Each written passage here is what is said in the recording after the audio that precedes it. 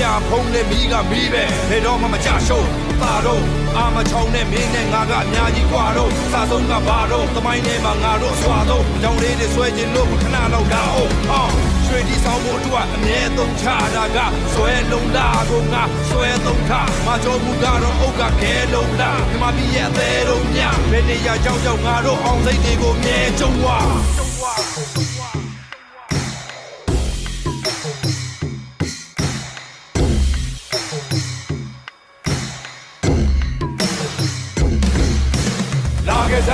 ခက်ခဲတွေအားလုံးအတွက်ငါကောင်းပေါ်ထားတယ်လာခဲ့စမ်းဒုက္ခတွေမျိုးစုံအတွက်ငါရှင်းကောထားတယ်လာခဲ့စမ်းရှုံးတွေကိုအန်တူပြီးတော့အောင်မြင်မှုတွေရယူဖို့အတွက်လက်မလျှော့ဘူးမြင်နေရတဲ့ပန်းနိုင်ငါစီလာခဲ့စမ်း